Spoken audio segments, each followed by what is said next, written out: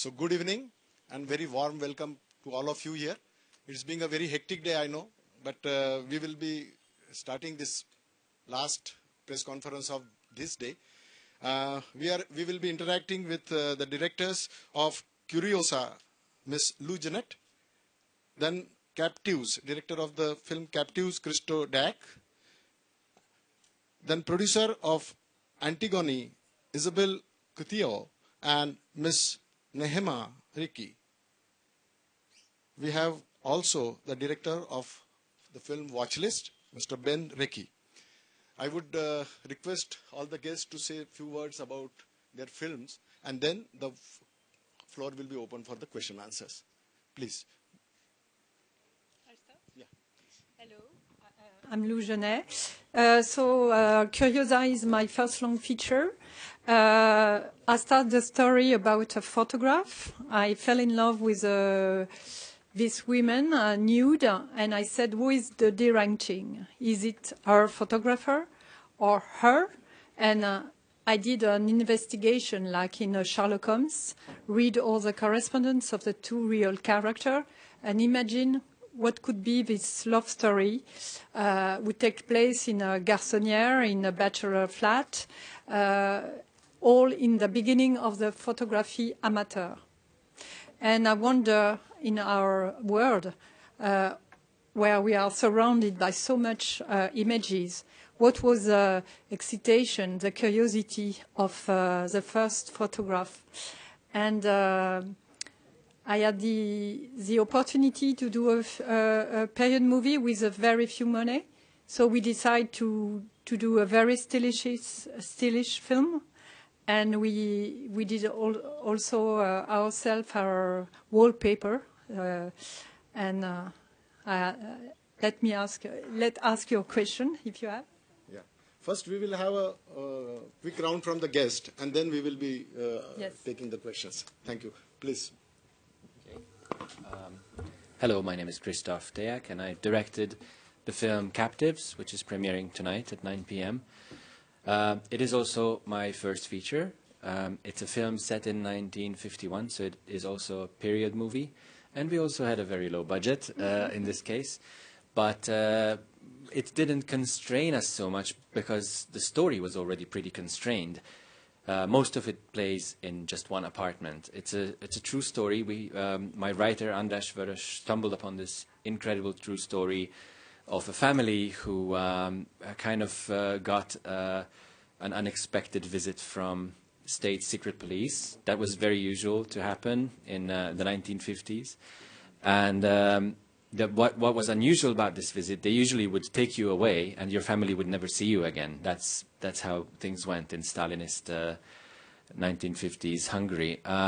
Except in this case, the police moved into their flat and kept them prisoners in their own home for many days without telling them anything about the reason of their visit or why they're staying there.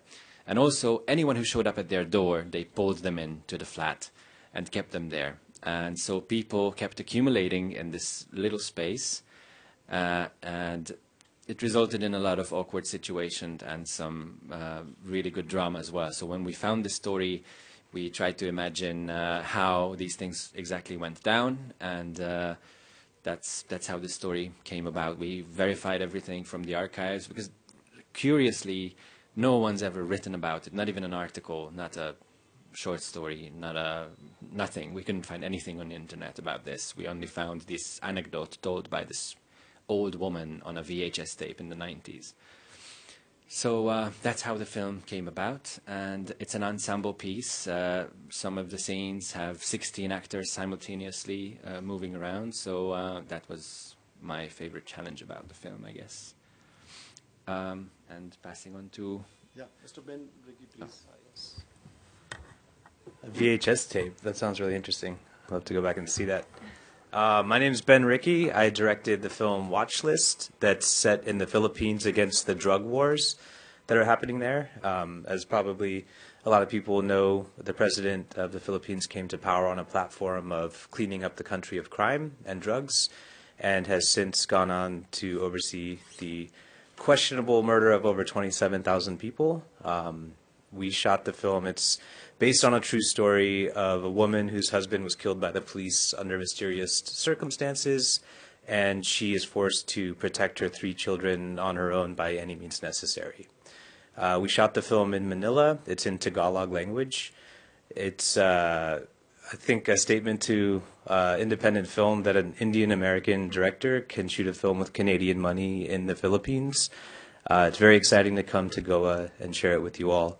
And yeah, I hope people enjoy.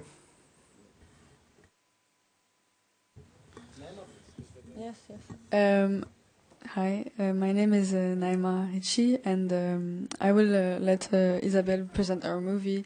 I can say a few words about myself. So I'm 22-year-old. It was I played Antigone in our film, which is called Antigone, and it was my second feature film, and first time in India.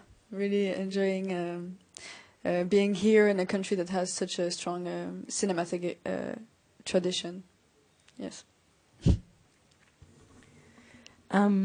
Antigone is a contemporary adaptation of the Sophocles play that was written over 2,000 years ago. It is set in contemporary Montreal in the present time, and it's all the actors who perform in the movie are first-time actors, or second time in the case of Nahema, but they're all people that we have no stars in our film, basically, and that was on purpose. We were looking for a certain authenticity. Even, you know, like some of the scenes were even put together after improv, so that was really part of our creative process. And the film, I think, that tackles themes such as, well, maybe I can tell you a little bit about the story before, but basically, Antigone comes from an immigrant background. She lives in Montreal with her grandmother, her two brothers, and her sisters. Her sister, after her parents were killed in their country of origin, which is at war. And they're living a normal life, but her 2 brothers are kind of involved with criminal gangs. And at a certain time, one of the brothers gets killed wrongfully by police, and the other is threatened of being deported because of the problems that he's having with justice. So Antigone will decide to defy the law of men, to follow the law of her own heart, to try to save her brother from deportation.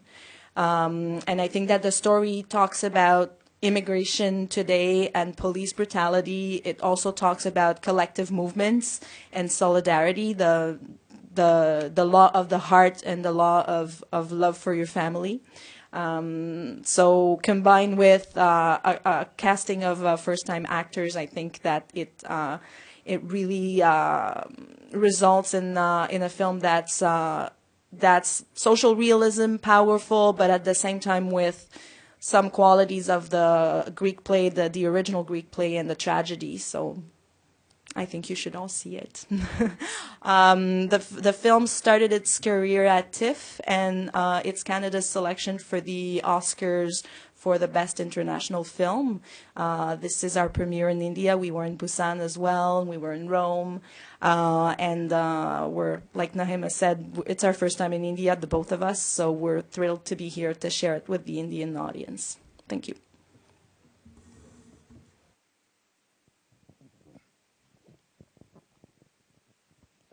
Hello, everyone. My question is, anybody of you can respond. Have you seen any Indian cinema, and how do you find Indian cinema? Sorry.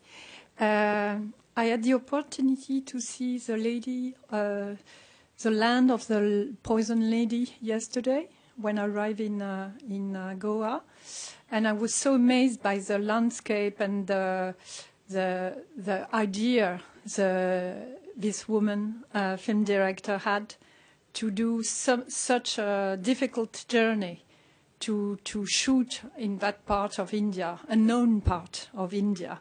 And I found I recognized some Chinese actor in the film. So it was a very, very good experience to see her film. So I would go to see an Indian film tonight with joy. And I'm so amazed for my part. After my film, I had so much good question about the techniques of my film, the disposal, the lenses. You know very well the whole cinematography of film. I was very, very touched. Thanks. I must confess that I only saw one Indian film this year in competition back in Hungary at a festival that I was a jury member of. And it was Gully Boy. So that's probably not a very interesting choice. It's the most popular film this year probably, and it's going for the Oscars race as well. And I should say deservedly probably, although I haven't seen all the other Indian films, but it's a very fine, very entertaining, and really well-made film, also by a female director. So that's great. It's great to hear that even female directors are coming up in India as well. Other than that, recent years, I have seen a few of these bigger titles that have made it out of India internationally as well, and I'm a big fan. So, passing on to Ben. We got here yesterday also and didn't get a chance to see many films yet. But one thing I would like to say is mostly about the Indian filmmakers that I've been meeting. I was just having lunch with two amazing ladies who are producers and filmmakers. I have to say my experience is more in the documentary sector. Antigone is a first feature film for me, a first narrative. But I find that the filmmakers that I'm collaborating with right now are so savvy and so bright, so we're working on the documentary together, and it's a genuinely Indian story, but that I think has potential for global audiences, which is what I'm looking for, of course, when I collaborate with when I do co-productions. So that's what I find is that there's a high level of competence here in the filmmakers that I have met so far, and that's very impressive. I'm a huge fan of Indian cinema. I've grown up with it over the years. I lived here for a few years. My favorite films are the films of the 60s and 70s. I look at actors like Devanand and Amitabh Bachchan and Shami Kapoor, and there was a style and flair and really strong themes of good versus evil and family that I think are timeless. Of the newer filmmakers, the sort of Hindi indie, I would say Zoya is probably one of the most innovative mainstream ones. She's maybe arguably not indie at all, but Debakar Banerjee, Anurag Kashyap. I think it's a very exciting time, and the culture of not just filmmaking but film going and film loving in the audiences is something that's unparalleled in the world. I think Indians love cinema more than any culture that I've seen, and whether you're a banker or a rickshaw wala, people are seeing films 2 or 3 times a week, which is very exciting in a time where the landscape is changing.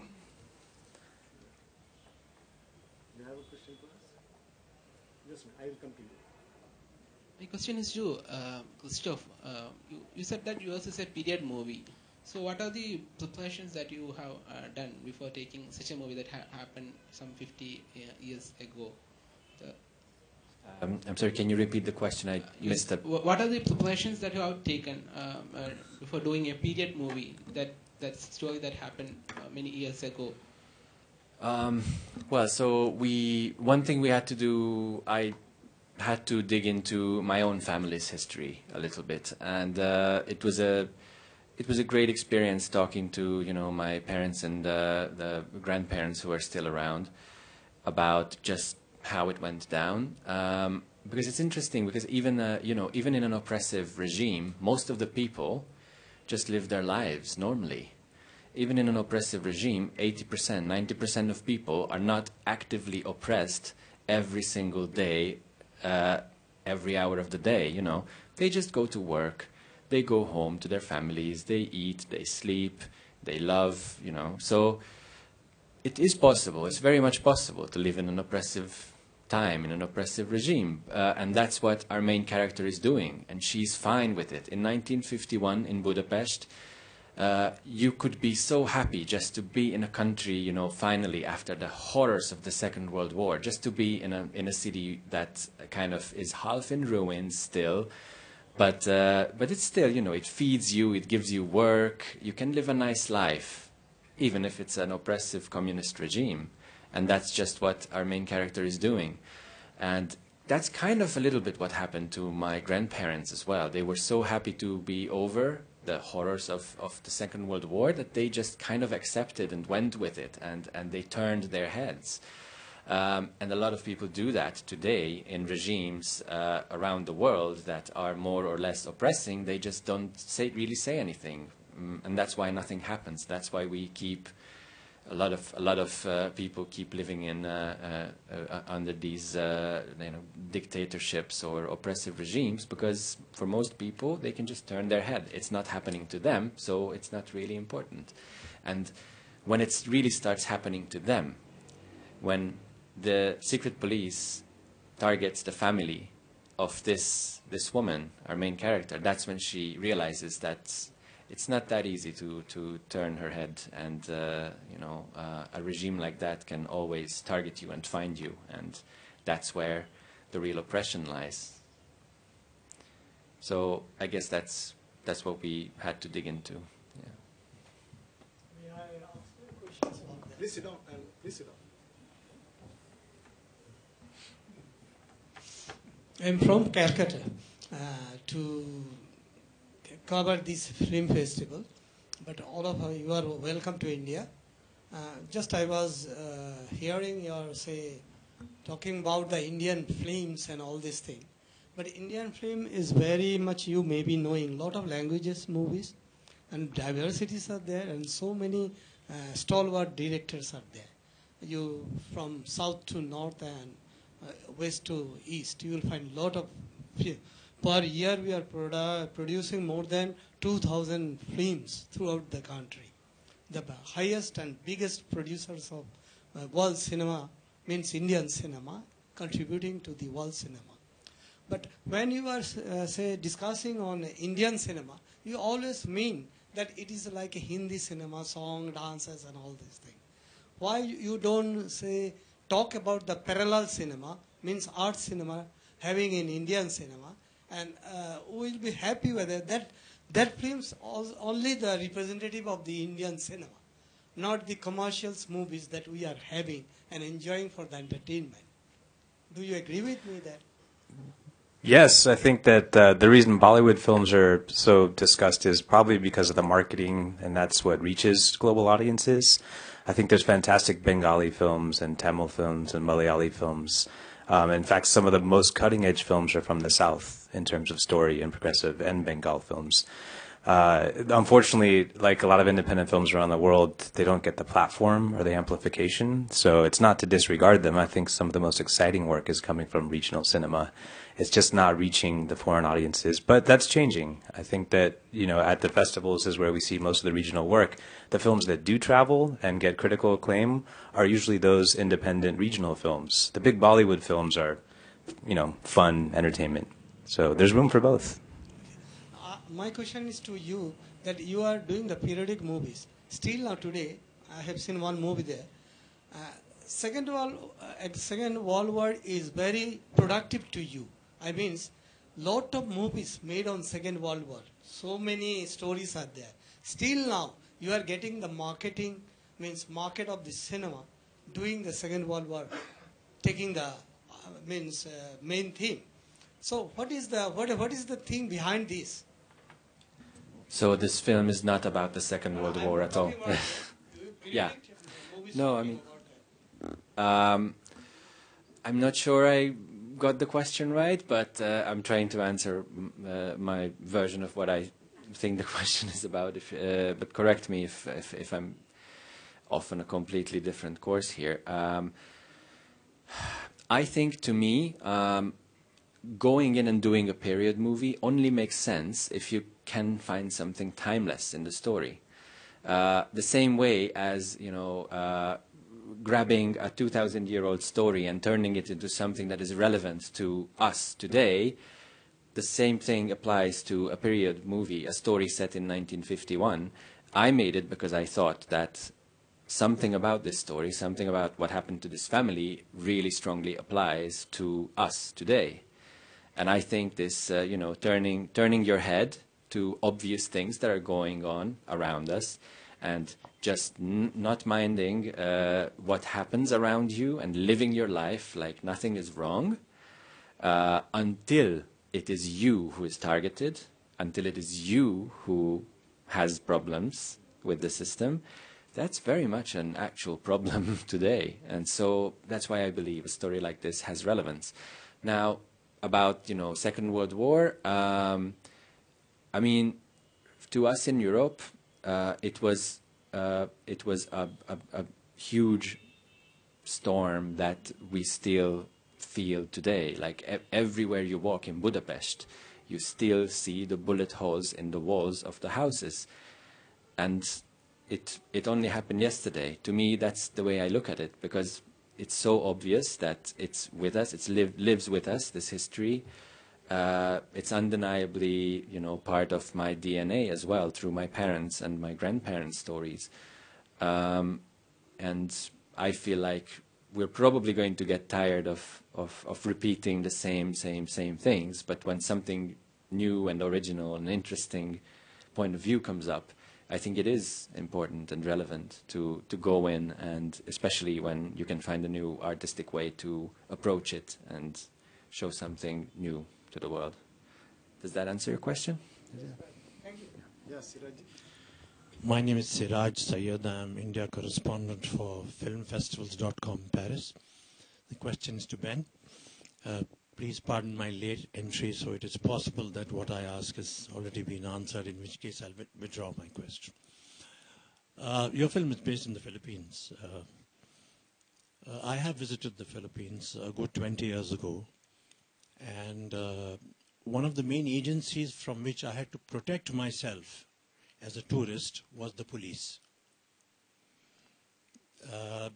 Has the situation worsened along the way in these 20 years, as part of your film might suggest? That is one question. And another part of the question is the fact that there is not much livelihood available in the Philippines and the law and order situation is rather bad, responsible for several million Filipinas and Filipinos seeking jobs abroad, and maybe the Mindanao situation as well. So if you could address these two issues. Oh, thank you.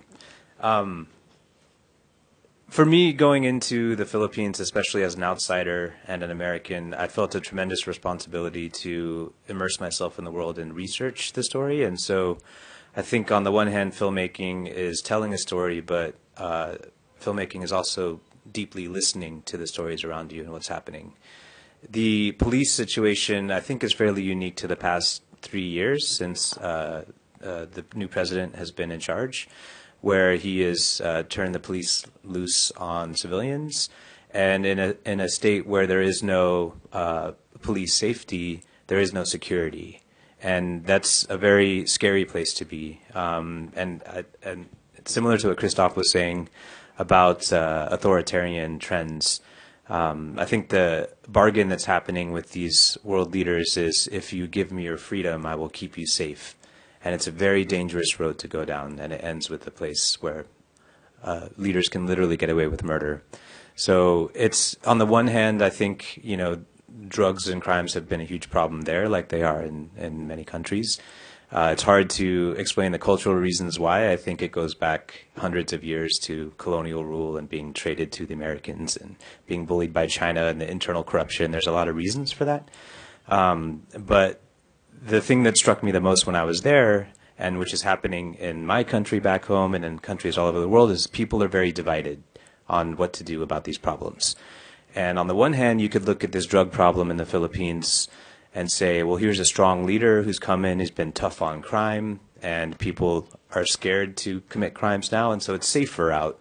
On the other hand, you say, but at what cost? there's a human cost behind this, and if people can be killed on the streets without being arrested, tried, prosecuted, executed, there's no safety. And so I do think that what's happening there is an extreme version of what's happening in a lot of places around the world. And so the hope is that those universal themes are what kind of connect us as people. Hi, my question is to Nahema. Tell us about your character in the film, and what kind of preparation did you do for the character? So I had now I realize that it's a privilege, because I had a lot of time, of availability before shooting, and the director as well. She made herself available to have a long period of rehearsal, and so if I can talk about that process of portraying Antigone, I think one of the biggest challenge was to create something that was realistic when I had to portray a character that is mythological, that is beyond something human. And so I think I started to, first of all, to look at the bigger picture. So I really, and I loved the other versions of the myth. So I studied the other adaptation the original by Sophocles, but one by Jean Anouilh in 1945, another by Brecht later on, and I also analyzed the script and all the scenes very thoroughly, and that helped me to understand the concept that is Antigone, and then I would think about it a lot, and eventually the smaller details revealed themselves.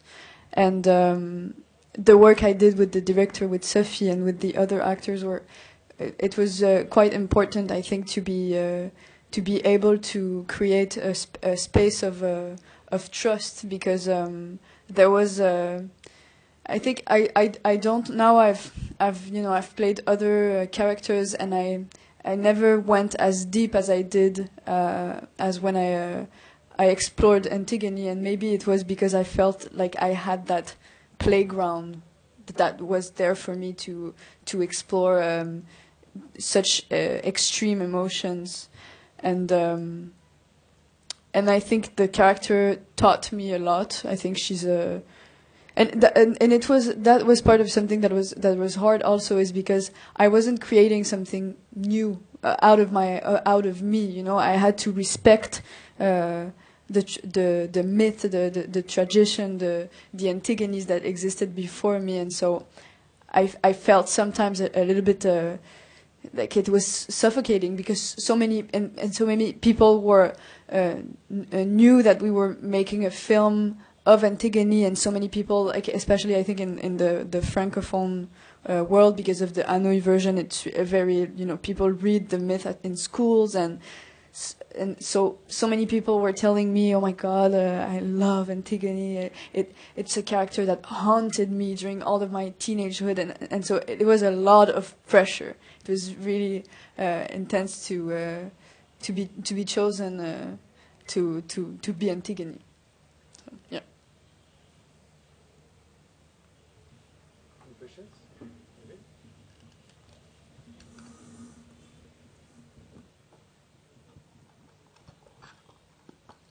My question is to Isabelle. A lot of films have been made around the world on the subject of immigration. So, among them, how your film stands out? Oh, that's a good question. I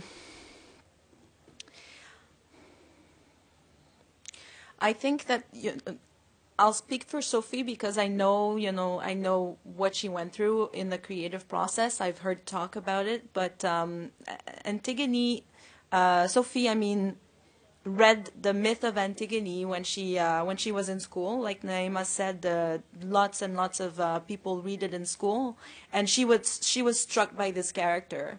and she didn't even know that she was going to make movies back then, but she knew that she would be working in arts somehow. And I think that Antigone, like had a place in her heart for a long time.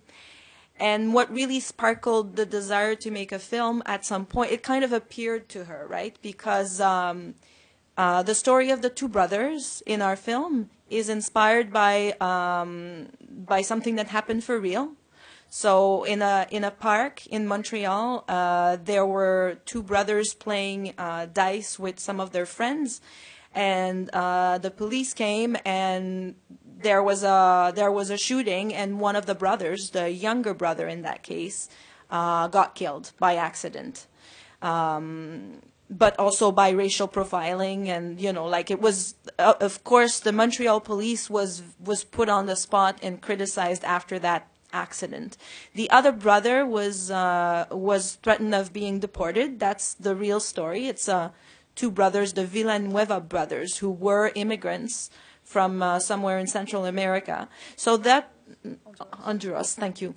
So that's really what inspired Sophie, because when she saw that happen, she thought about Antigone. She thought, what would Antigone do if, like the two brothers, in the original myth, there's also these two brothers. There's a good brother and a bad brother. And so that's what inspired Sophie in the first place. So I think that it's the immigration situation that came to Sophie, and that's when she saw that happen, that's when she came up with the story of Antigone. So to answer your question, I think that there's a lot of immigrant films because immigration is one of the big themes of our era, and of course it's very different from one country to the other. We're in Canada, so we're not, like in Europe, they have a lot of migrants that come from, like whether it's from Syria or the Middle East or from Africa. So our situation is completely different. But I think that the film is specific to Montreal somehow, but at the same time it's universal, because no matter what like the social context is, the theme of immigration today speaks to a broad audience. So I think, I don't know if our film is any different, but, I think it's different because it's set in Montreal. So obviously, it's a reality that's very Montreal. But at the same time, I think that the themes are very broad and can reach a global audience. Does that answer your question? Thank you.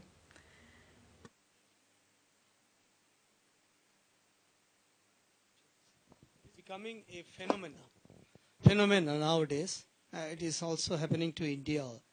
But what I am telling you, is it really changing the total social structures and economic policies of the worldwide?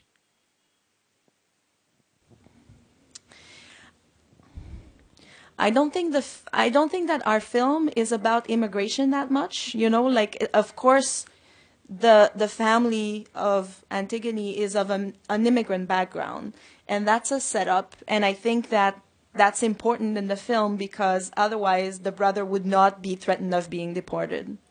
But I think that, and of course a lot of people will see this film as a film that talks about immigration, and yes, it does, but it wasn't Sophie's intention to send a strong message as to, how should we deal with the immigration issue. I think that what she wanted to put at the forefront of the film, and that's what Antigone is about also, is civil disobedience, definitely, when you think that the state is making unfair decisions, what do you do? So I think it's more about civil disobedience than whatever policies related to immigration, really. Hi, my question is to all the directors here. Festival films are always stereotyped as non-entertaining films and only films of giving out messages to people, in some way or the other.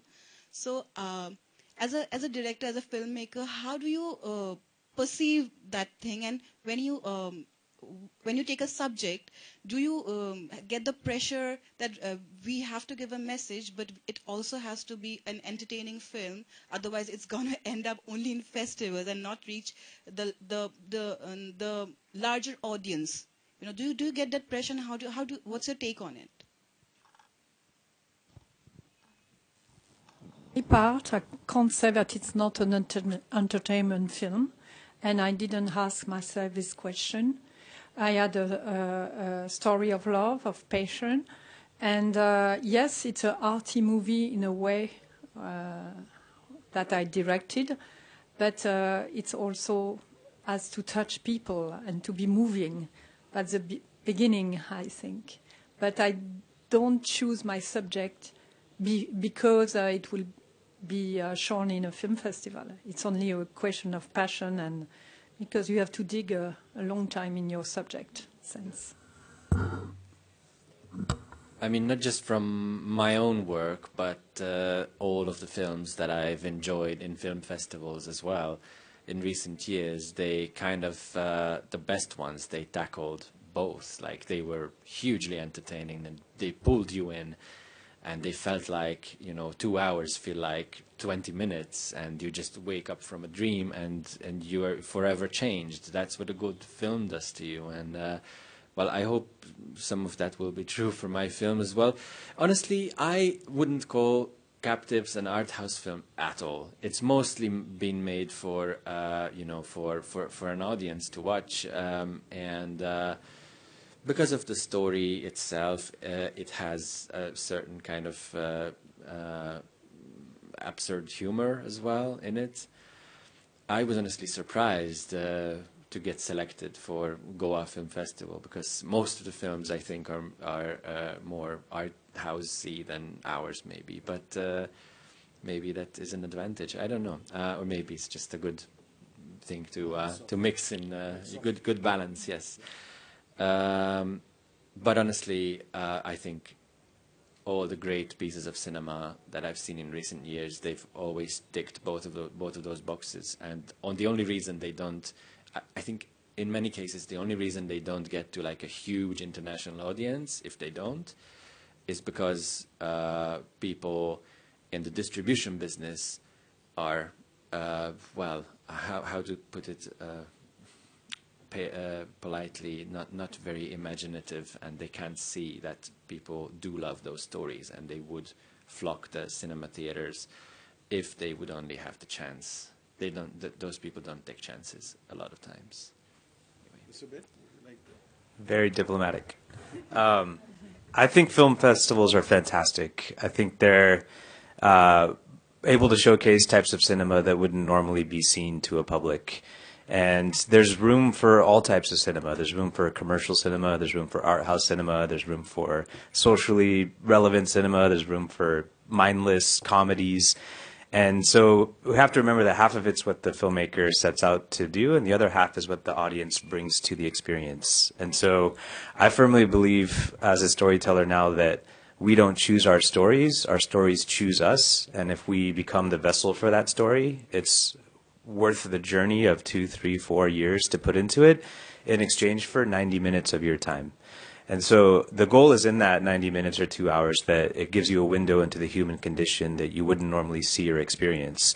I think if you have that sense of being preached to, then you have lost your audience. And so there's always a delicate balance of entertaining and injecting heart and emotion and theme. But I think film festivals maybe get a bad reputation because of that, art house sort of connotation, or it's stereotyped, but I think it's also a platform that is really keeping independent film alive, and especially in the age of streaming and YouTube. And I hope that they'll always be there. And there's good films and bad films at festivals, and there's good films and bad films at the box office. So I think the spectrum exists in both places. Any further questions? So thank you very much. We are all privileged to have you all here.